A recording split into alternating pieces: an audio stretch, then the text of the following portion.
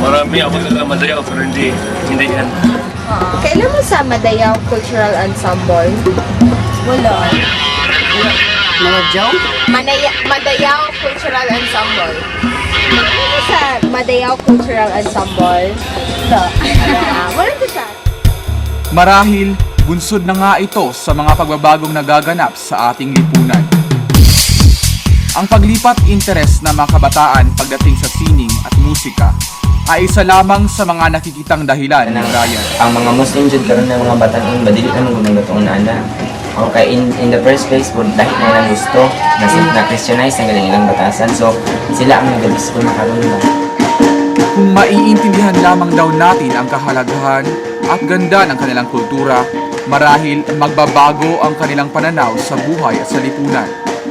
Kaya kahit hindi mga tunay na Moro, ginagampanan na lamang ng grupo ang responsibilidad na dapat sanay ang mga kabataang Moro ang tumutupad.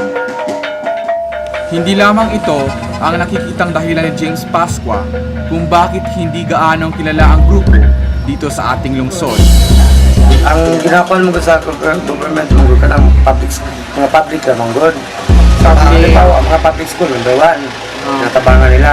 Halimbawa, kaming Madayaw is paano mo gano'n siya, private ako ng gano'n Hindi ka nila supportahan. Sabi ka Mas pinagtutuunan raw ng pansin ng pamahalaan ang mga grupong nanggaling sa pampublikong paaralan pagdating sa pinansyal at iba pang pangailangan ng isang dance troupe. Kaya naman, nalilimitahan lamang ang mga kakayahan ng grupo. Dahil sa kulang na suporta, ay nagiging mas maliit ang kanilang pagkakataong maging mas mahusay at mas makilala pa sa ating lungsod at maging sa iba pang lugar. Unfair pero makasabot na lang po kay school-based manggod sila unya under sa government moto mas ginauna sila kaysa private na mga grupo.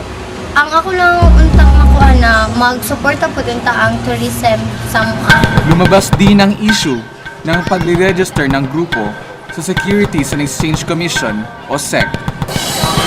Dili pa mag-member sa SEC good kailangan pag magpa-member dira kay para good kanang manon dyan yung grupo drug license. Ang SEC ay isang ahensya ng pamahalaan na siyang namamahala sa iba't ibang negosyo at transaksyon dito sa bansa. Sila ay maaaring maging daan upang mas madaling makilala ng mga tao ang dance troupe. Dahil sa SEC, mas madaling makakalabas-pasok ang grupo sa iba pang lugar sa Pilipinas. Siya kay isa po na siya nga kanang kung nagani kasulatan jud nga kanang para sa uban kung makasayaw mi kay usay kay dili mi ginabayaran nga ana god kay wala mi kasulatan. Magiging mas madali ang kanilang pag-asenso kung sila ay magiging miyembro ng ahensyang ito. Mas magiging madali para sa kanilang magtanghal sa ibang lugar dito sa bansa. Ngunit dahil sa kakulangan ng pera at mga taong maaaring makatulong sa kanila, hanggang ngayon ay hindi pa rin sila kasapi ng SEC. Hiningi namin ang opinyon ng Department of Tourism tungkol sa sitwasyon ng grupo.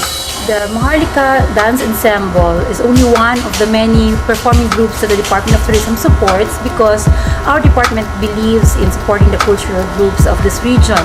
They're part of the people, the events, and the activities that we have as a performing groups.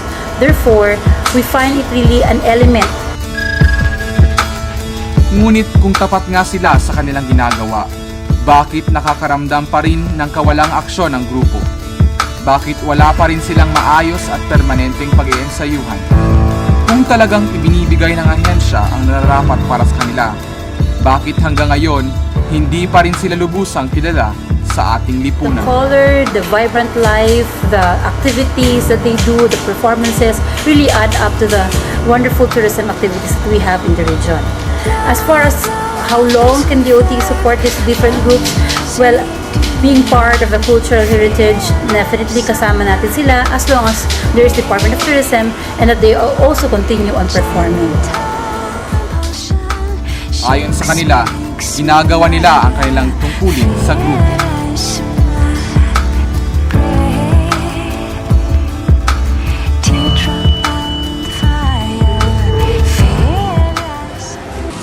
Pumunta kami sa kilalang Performing Arts Center dito sa Davao upang kunan sila ng pahayag tungkol sa grupo. Ang PAC ay isang kilalang eskwelahan dito sa lungsod. Sila ay nagtuturo ng mas makabago at mga banyag ng sayaw. Aming nakapanayam ang isa sa kanilang dance instructor. Hiningi namin ang kanyang pahayag tungkol sa kalagayan ng grupo. Sa dance group or sa dance company, they should really have a dance studio. Iba kasi talaga nagagawa ng dance studio with all the mirrors. You can check whatever you want to check. Or it can be your second home. Iba din talaga ang feeling na may dance studio ka. So, it would be best kung ang government maka-provide kahit like a small space lang talaga. A small free space with mirrors, with a stereo lang pa-practice. Ayon pa sa kanya, mahalaga ang pagkakaroon ng iba't ibang workshop sa isang dance group.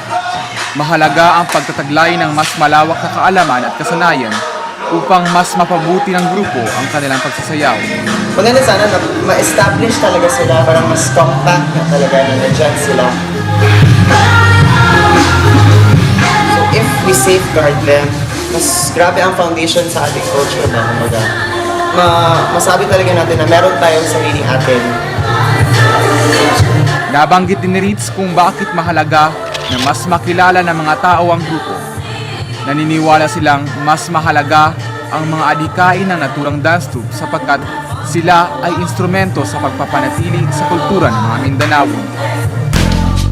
Ang Madayao Cultural Ensemble ay sadyang biniyayaan ng husay at dedikasyon sa larangan ng sining at kultura. Sa pamamagitan ng kanilang pagsasayaw at pagtugtog ng ating tradisyonal na sayawin, nakakatulong sila sa pagpapanatili at pagpapayabong ng ating kultura. Sa mabilis na pag-usad ng panahon, mahalagang mayroong grupo ng mga individual na nagpapaalala sa atin ng ating pinagmulan, na may mga taong nag-uudyok sa atin upang huwag kalimutan ang ating pinanggalingan, na nariyan ang grupong katulad ng Madayao Cultural Ensemble.